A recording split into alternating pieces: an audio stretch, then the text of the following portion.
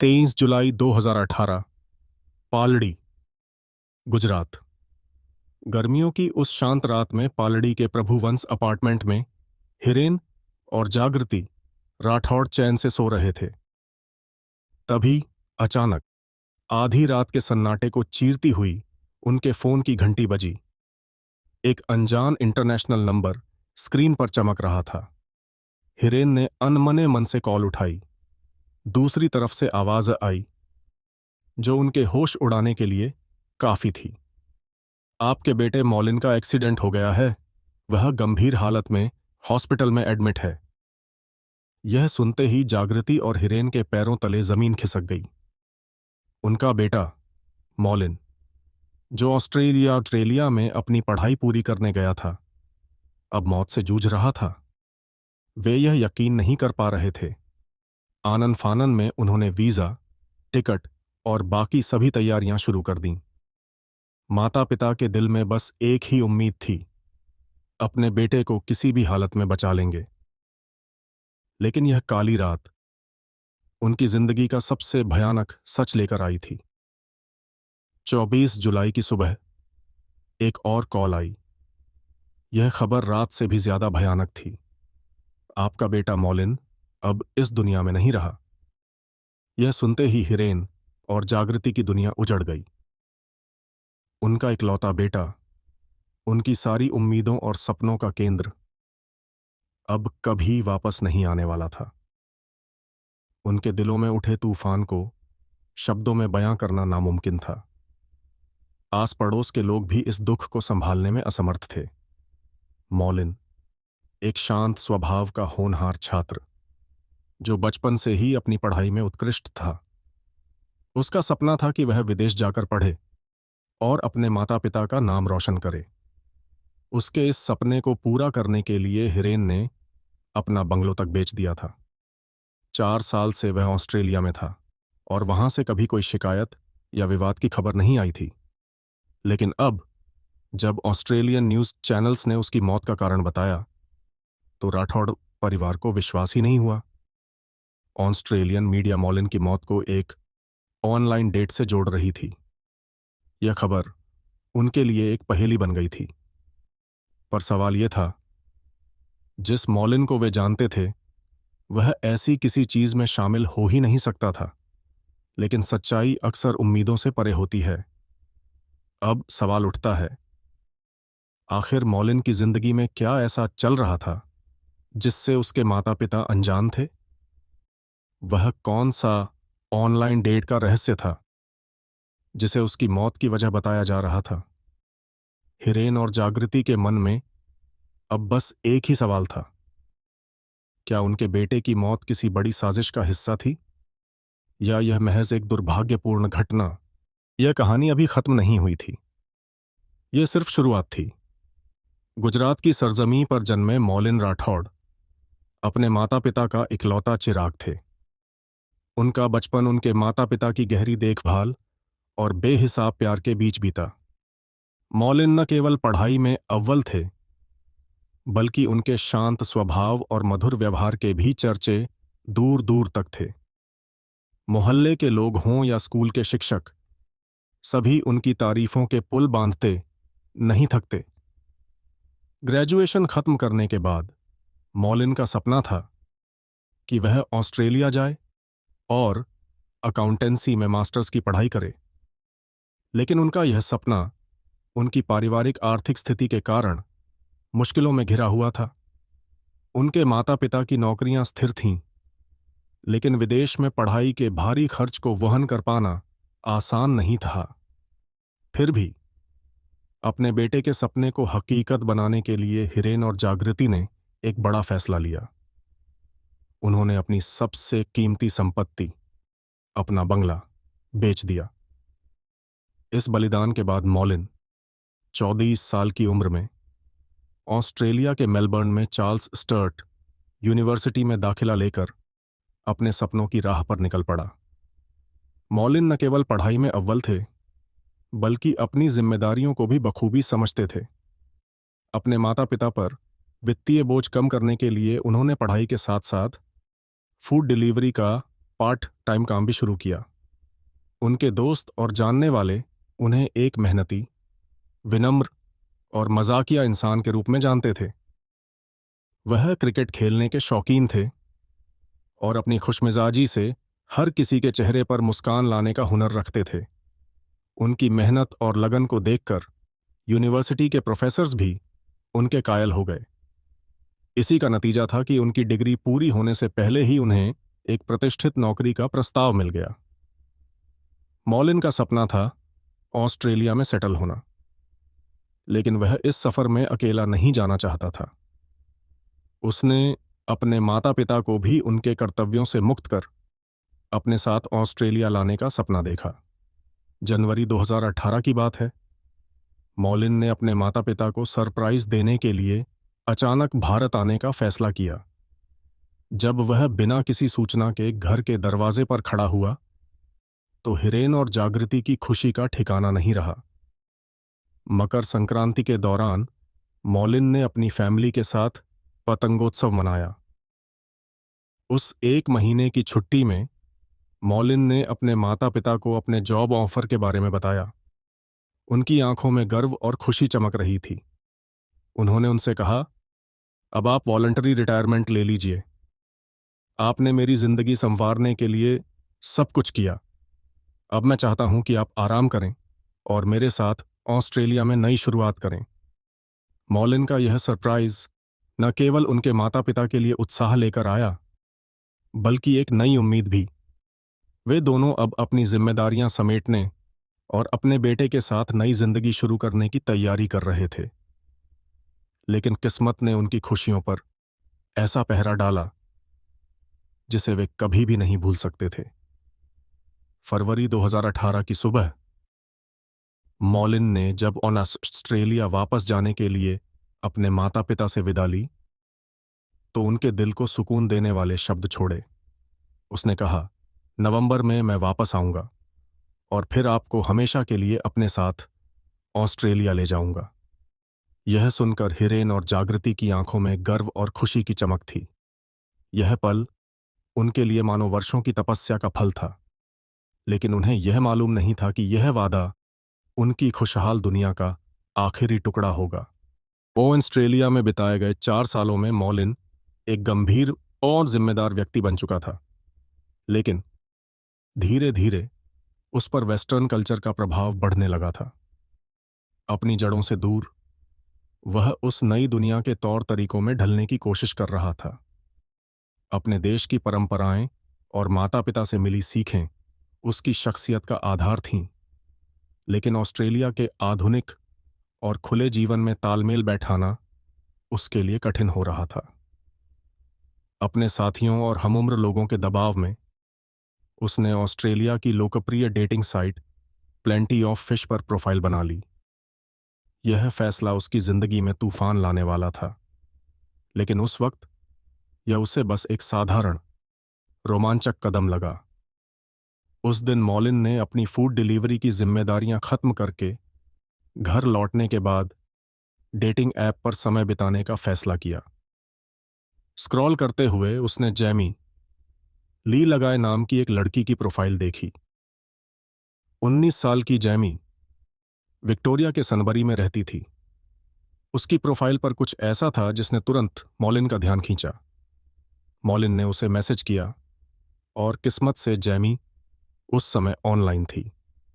बातचीत शुरू हुई, लेकिन सिर्फ 7 टेक्स्ट मैसेजेस के आदान प्रदान के बाद जैमी ने मॉलिन को अपने घर बुला लिया।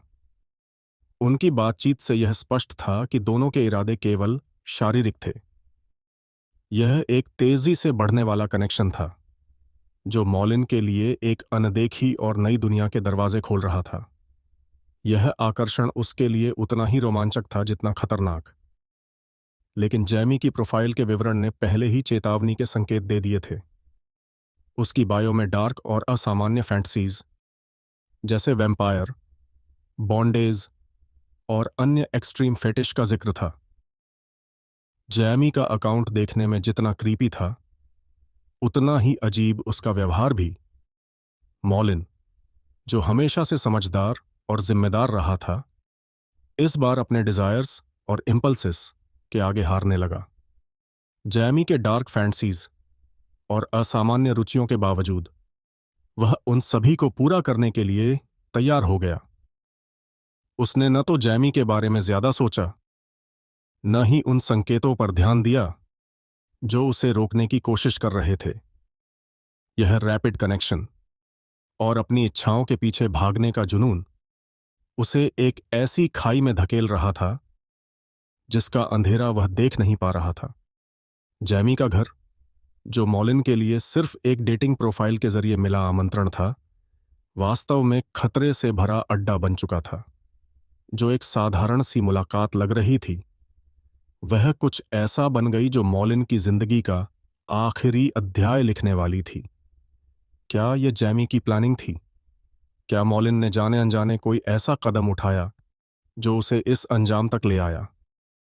यह सारी बातें अब सिर्फ अंधेरे का हिस्सा थीं, जो धीरे धीरे उजागर होने वाली थीं।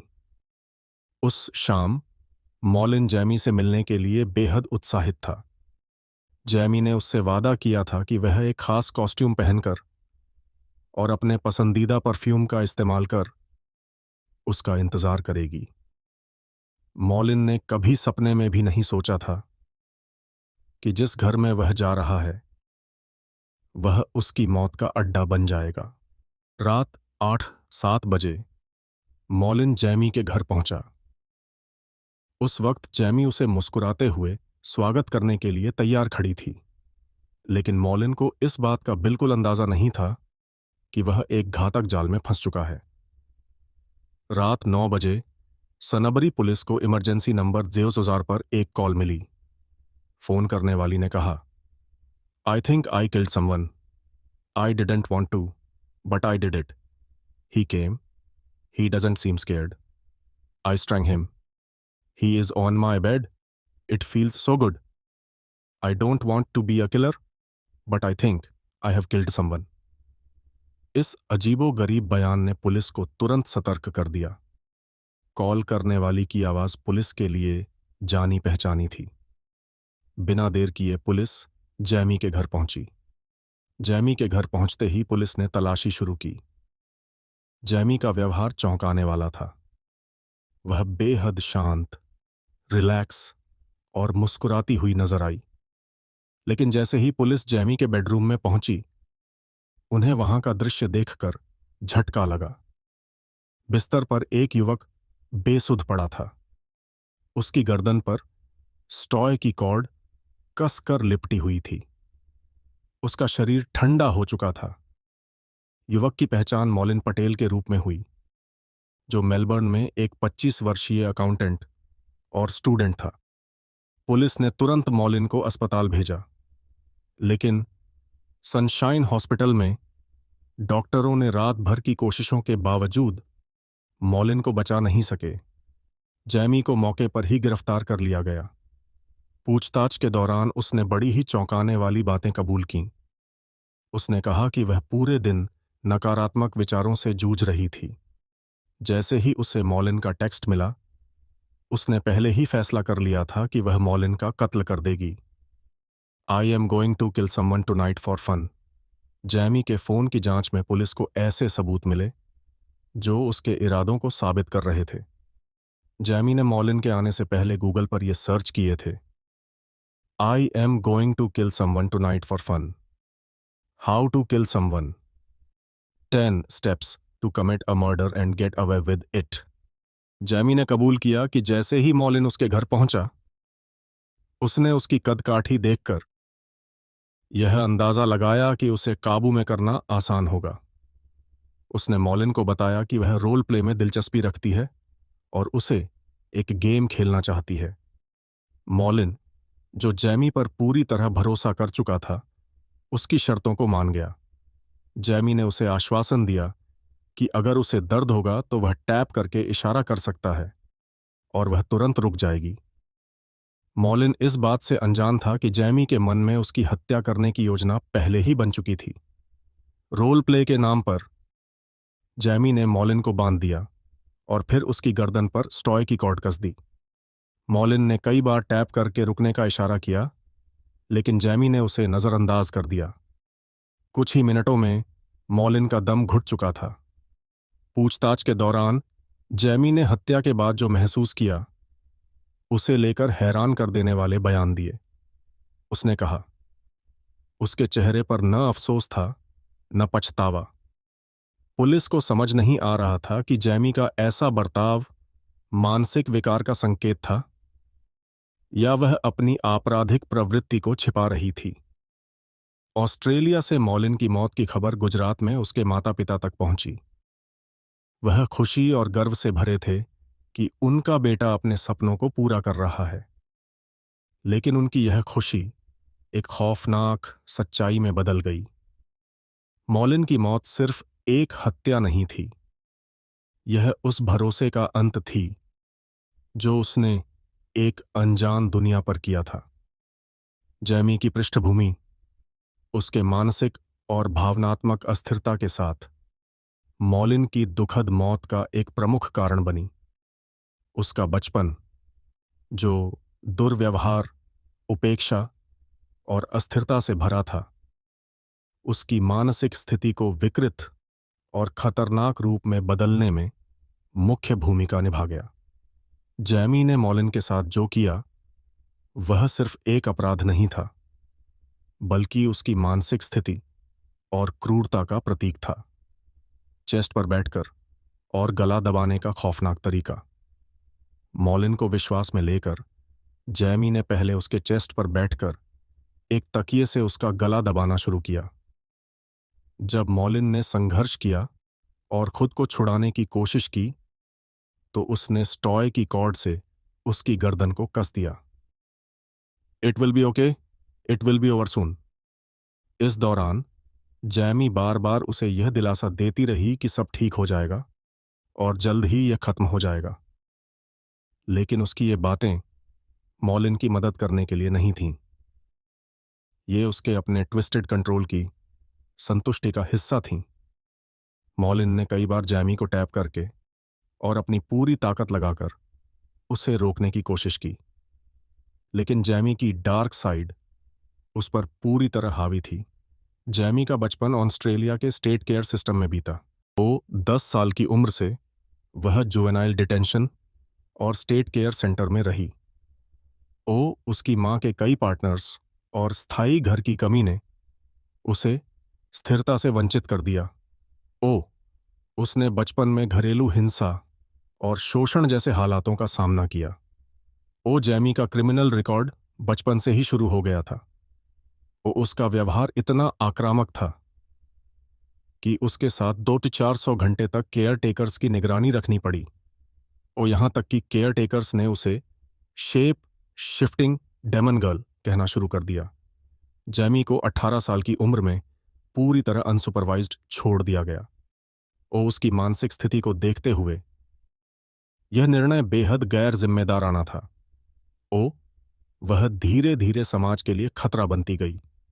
जैमी का कहना था कि उसके अंदर 2 व्यक्तित्व थे।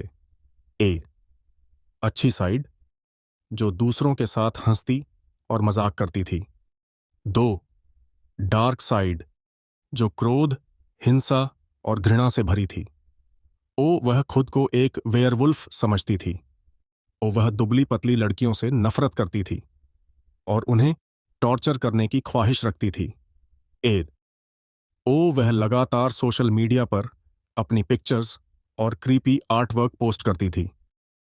उसके पोस्ट उसकी मानसिक स्थिति और अस्थिरता की झलक देते थे।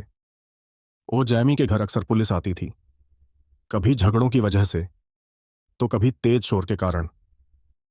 सनबरी पुलिस स्टाफ उसे पहले से ही जानता था। जैमी ने पुलिस को बताया कि जब वह मॉलिन का गला दबा रही थी तब उसका डार्क साइड पूरी तरह से सक्रिय था। उसने स्वीकार किया कि मॉलिन को मारने के दौरान वह चाहती थी कि मॉलिन उससे बच निकले, लेकिन उसके अंदर की बुरी साइड इतनी शक्तिशाली थी कि वह खुद को रोक नहीं पाई। जैमी का केस सिर्फ एक हत्या का मामला नहीं है, यह समाज, केयर सिस्टम और मानसिक स्वास्थ्य सेवाओं की नाकामी की कहानी भी है। जैमी को बचपन से ही मदद और सही दिशा की जरूरत थी। उसे 18 साल की उम्र में अकेला छोड़ देना एक अनसुलझे और खतरनाक मानसिक हालात को खुला छोड़ने जैसा था। मॉलिन की मौत एक ऐसी त्रासदी थी जो रोकी जा सकती थी। जैमी के खतरनाक मानसिक स्थिति को नजरअंदाज करना और उसे समाज में बिना किसी निगरानी के छोड़ देना इस दुखद घटना का मुख्य कारण बना। यह एक अत्यंत दुखद और विचारणीय घटना है जो न केवल पीड़ित और उसके परिवार को प्रभावित करती है, बल्कि समाज के लिए भी कई महत्वपूर्ण प्रश्न खड़े करती है। इस कहानी में कई ऐसे मुद्दे हैं जो हमारे सिस्टम की खामियों और समाज की जिम्मेदारियों पर ध्यान खींचते हैं। जैमी जैसे मानसिक रूप से अस्थिर व्यक्ति को बिना उचित मेडिकल देखभाल और सुपरविजन के समाज में छोड़ देना सरकार और संबंधित संस्थाओं की लापरवाही को दर्शाता है। जैमी के जीवन की शुरुआत से ही वह हिंसा, दुर्व्यवहार और नेगलेक्ट का शिकार रही, जिसने उसके व्यक्तित्व को विकृत बना दिया।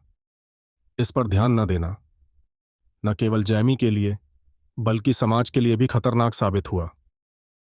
कोर्ट का यह मानना कि जैमी ने अनजाने में अपराध किया जबकि वह अपने एक्शंस से खुश थी, यह दिखाता है कि मानसिक स्वास्थ्य के मामलों में कानून को सुधार और संवेदनशीलता की आवश्यकता है।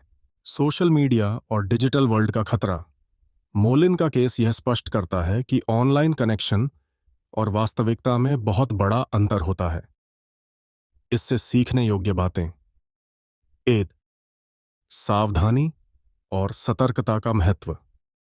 चाहे कोई भी ऑनलाइन प्लेटफॉर्म हो, किसी अनजान व्यक्ति से मिलने या जुड़ने से पहले सतर्क रहना चाहिए। 2, मानसिक स्वास्थ्य को प्राथमिकता देना। जैमी जैसे व्यक्तियों के लिए विशेष पुनर्वास और देखभाल की आवश्यकता होती है। 3, सरकारी संस्थाओं की जिम्मेदारी। समाज में ऐसे व्यक्तियों की देखरेख और पुनर्वास की जिम्मेदारी संस्थाओं पर है। इसे अनदेखा करना गंभीर परिणाम दे सकता है। 4, परिवारों की सुरक्षा और सहायता। मोलिन के